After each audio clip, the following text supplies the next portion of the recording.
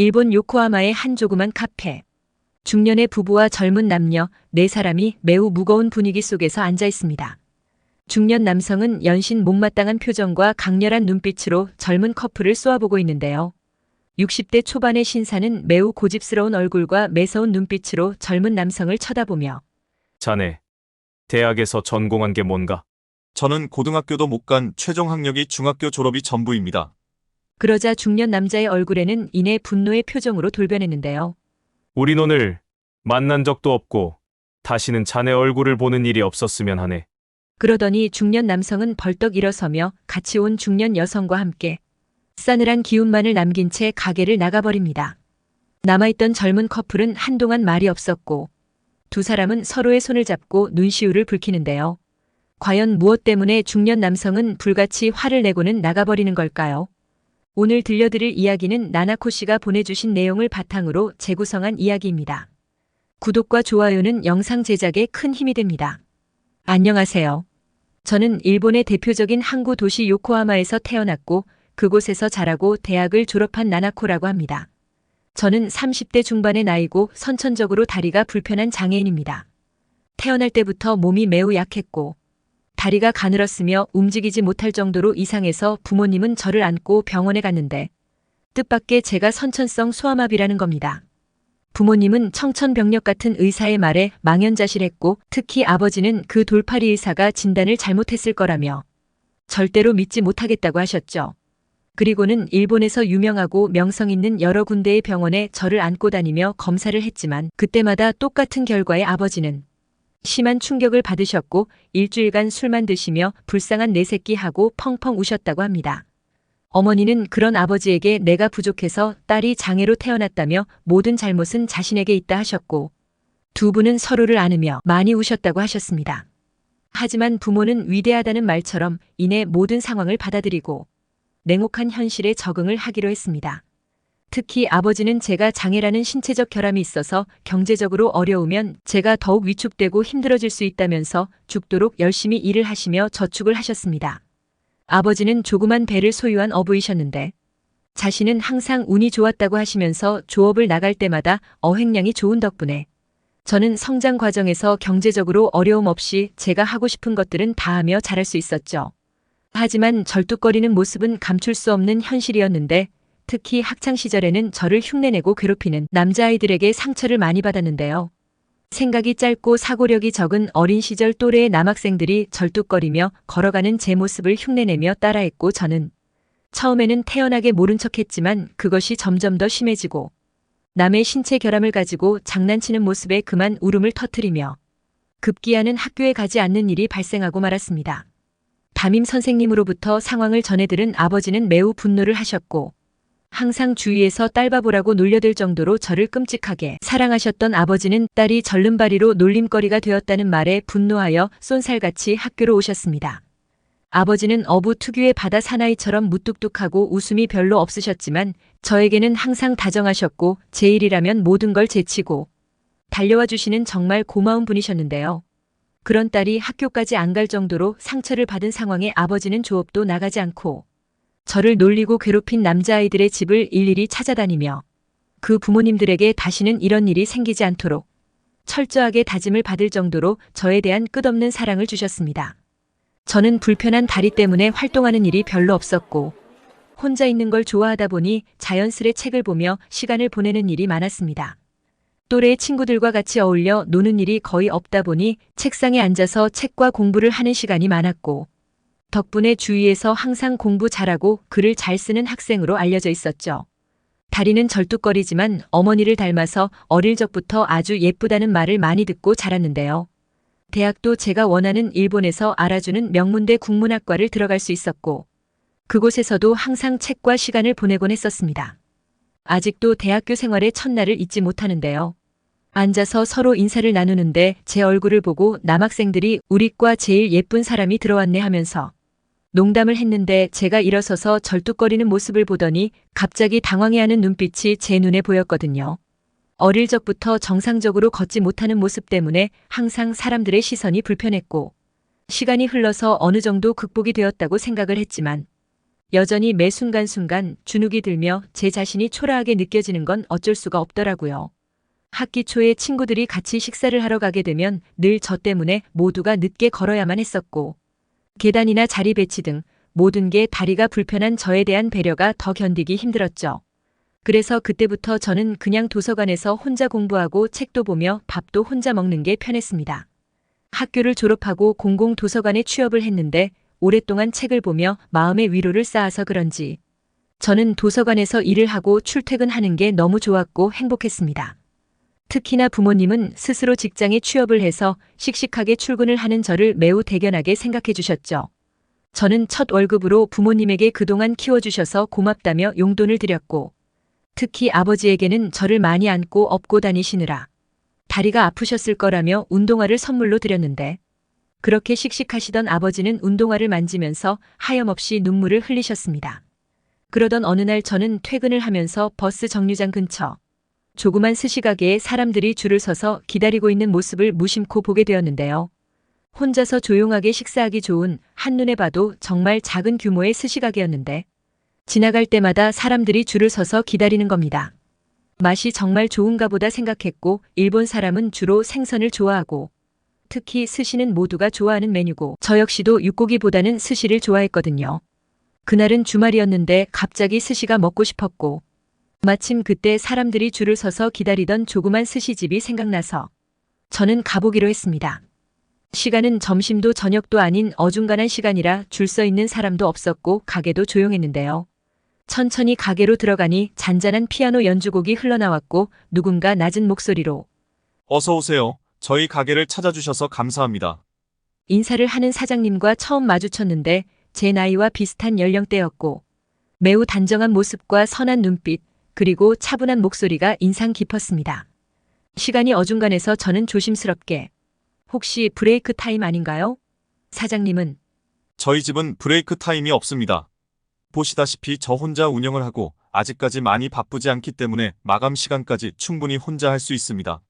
저희 가게 처음 오신 것 같은데 괜찮으시다면 제가 직접 메뉴를 추천해드려도 될까요? 그는 낮은 목소리와 차분한 인상으로 저를 쳐다봤고 저는 얼떨결에 놀라서 그렇게 해달라고 대답해버렸죠. 사장님은 잠시 기다리시면 맛있게 만들어 오겠다며 심심하면 요리하는 것을 지켜보고 있으면 지루하지 않다고 하셨는데 어딘가 모르게 일본말이 약간 서툴러서 저는 속으로 우리나라 사람이 아닌가 하고 의아했지만 별 생각 없이 요리하는 모습을 물끄러미 지켜봤습니다. 오픈 주방은 매우 깨끗하고 깔끔했으며 정돈이 잘 되어 있었고 손놀림 역시 매우 빠르며 숙련된 요리사의 프로다운 모습이었습니다. 사장님은 금세 각각의 스시를 골고루 만드셨고 모양도 예쁘게 해서 우동 국물과 같이 음식을 내어오셨는데 스시를 하나를 먹어보는 순간 너무 맛있고 깔끔해서 평상시 주위 시선을 많이 의식하는 제가 혼자서 정신없이 먹어버렸죠.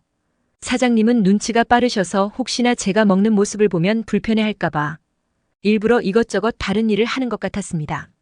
제가 마지막 스시를 입에 넣고 냅킨으로 입을 닦으니 그제서야 맛있게 드셨나요? 너무 복스럽게 드셔서 저도 보기 좋았습니다. 인상도 좋으신 분이 저희 가게를 처음 오셔서 제가 직접 담근 유자차를 한 잔 드리고 싶은데 괜찮으실까요? 저는 순간 당황했고 얼굴이 빨개지며 그럼 한 잔 마셔도 될까요? 라고 하니 금세 따뜻하게 차를 끓여서 제 앞에 가져다 주셨습니다. 이 근처에 사시는가 봐요? 저는 한 번도 요코하마를 벗어나 본 적이 없는 답답한 사람이에요. 말을 하고는 순간 함께 웃었고 일본 분이 아니시죠라고 물으니 사장님은 뜻밖에도 한국 사람이라고 했습니다. 일본에 온 지는 7년째이고 요코하마에 온 지는 이제 2달 정도 되었다고 하더군요. 한국 이름은 이우민이고 일본에서는 가즈시라는 이름으로 불려지고 있다고 했습니다. 사장님은 다음에 저희 가게를 오면 그때는 꼭 기억하고 있다가 본인이 제일 자신있고 잘하는 요리로 대접을 해드리겠다며 인사를 했고 그렇게 저희의 인연은 시작되었습니다. 저는 그 사람의 배려와 따뜻한 눈빛에 은근히 끌렸었고 덕분에 일주일에 2번씩 가게를 방문했는데 어쩔 때는 바쁘고 자리가 없어도 어떻게 해서든 자리를 만들어 식사를 하게 해주었고 무엇보다 저는 그의 부드러운 미소가 너무 좋았습니다. 그렇게 자주 가다 보니 저희는 자연스럽게 친해졌으며 조금씩 연인 관계로 발전하며 우민 씨가 왜 일본에 온지도 알게 되었죠.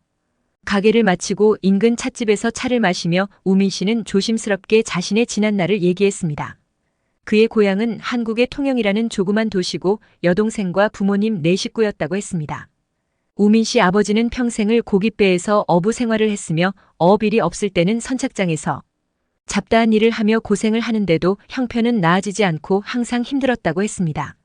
거기다가 어느 날 급하게 큰아버지가 들고 오신 서류에 도장을 찍어드렸는데 그것이 빚 보증이었고 그 바람에 아버지는 엄청난 빚을 떠안아야만 했으며 문제가 터지자 큰아버지는 어디로 도주했는지 연락이 되지 않았고 모든 책임은 아버지가 짊어지고 가야만 했다고 했습니다.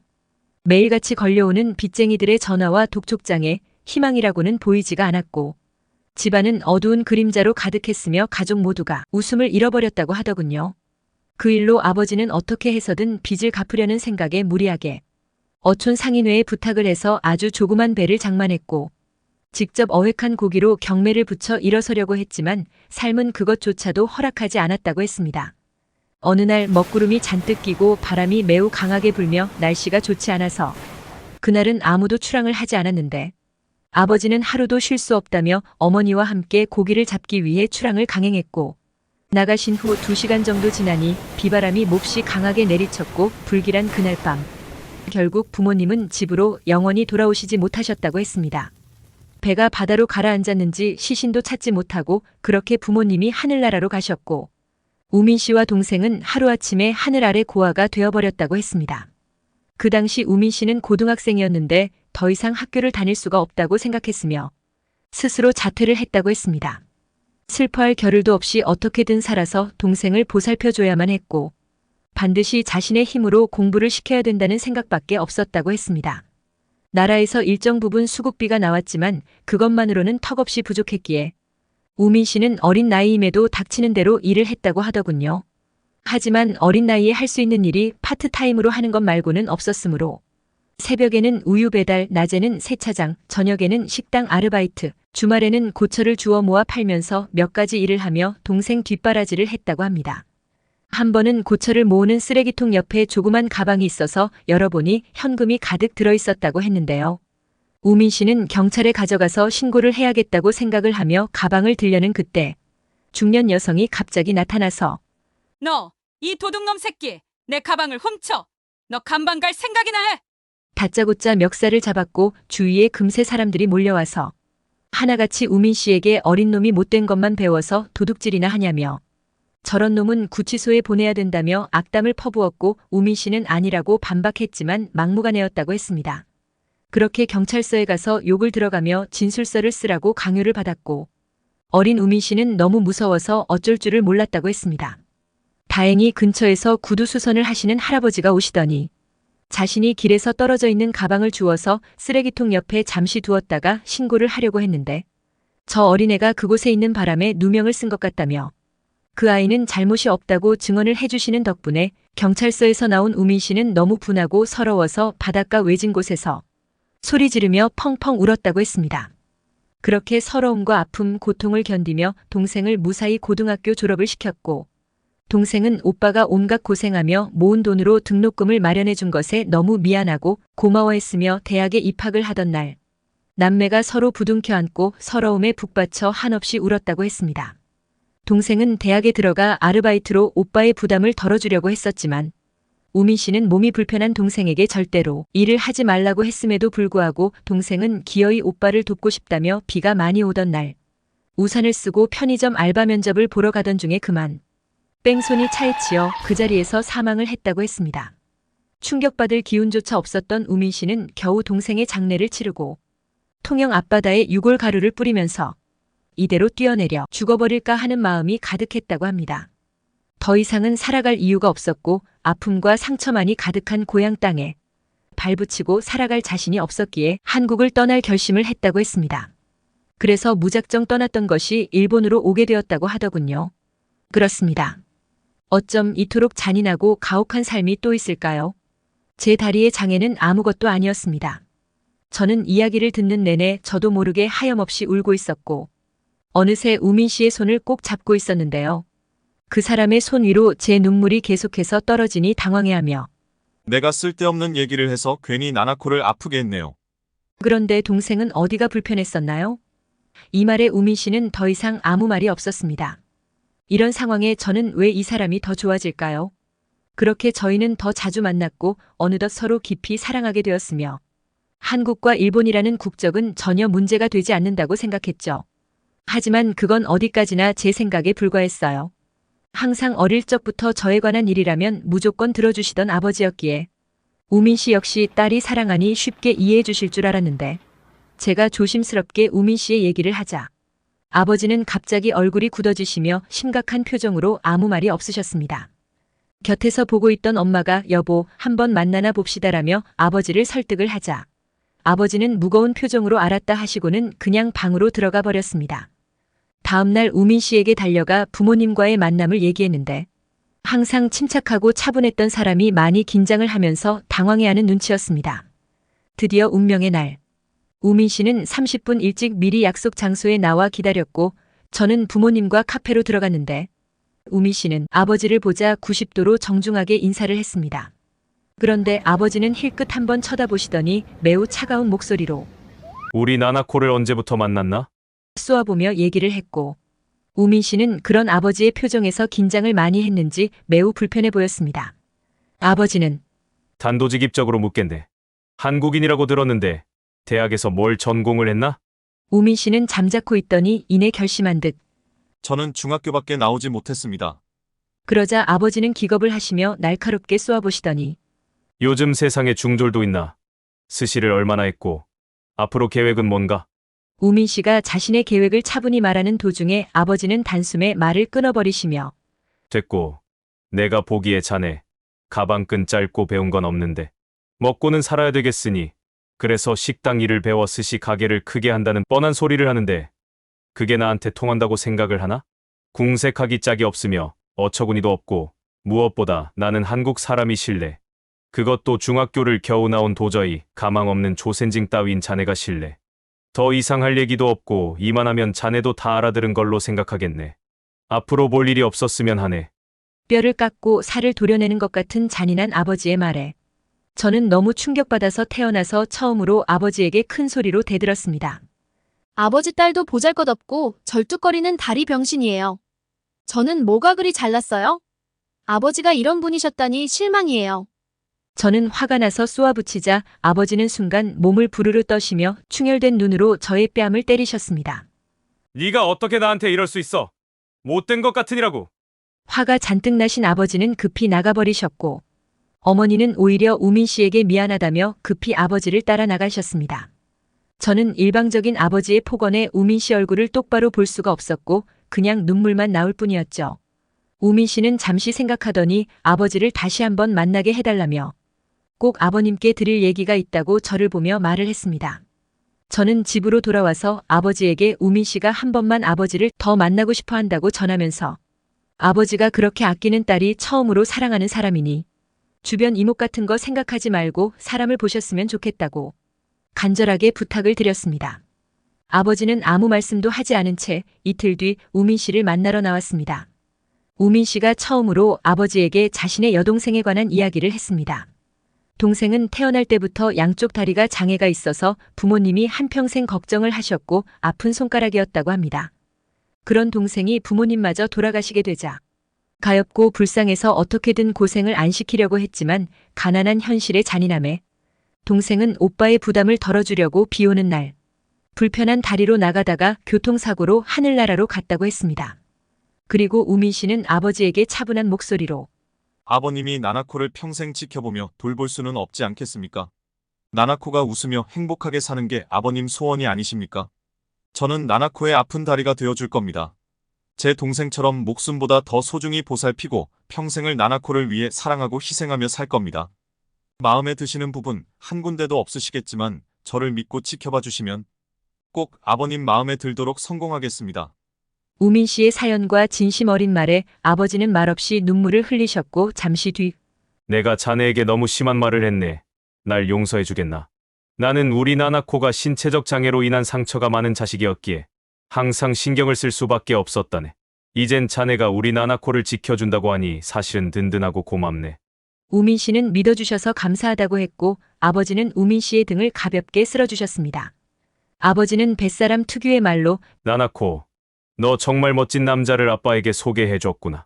어디? 나나코가 좋아하는 그 스시, 나도 한번 맛보게 해주겠나? 그리고는 우민 씨의 손을 잡았습니다. 그날 아버지는 우민 씨가 만들어주는 스시를 맛있게 드시면서 술도 한잔했고 우민 씨를 보고 멋진 아들이 생겨서 너무 좋고 고맙다고 하시면서 활짝 웃으셨습니다. 이후 저희들은 결혼을 했고 우민 씨의 가게는 점점 입소문이 나면서 이름 있는 맛집으로 사람들이 많이 찾는 스시 명소가 되었습니다. 저도 이제는 가게에서 카운터를 지키며 우민 씨와 가게를 운영하고 아버지는 가게에 오실 때마다 저보다 우민 씨를 더 찾으며 아들처럼 대하셨고 매우 사이좋게 지내고 계십니다. 가끔 저보다 더 우민 씨를 좋아하셔서 질투가 날 때도 있지만요. 저는 지금의 이 소소한 행복이 너무 감사하고 이대로 영원히 계속 지속되길 진심으로 바랍니다. 저의 얘기는 여기까지였습니다. 시청해주셔서 감사합니다.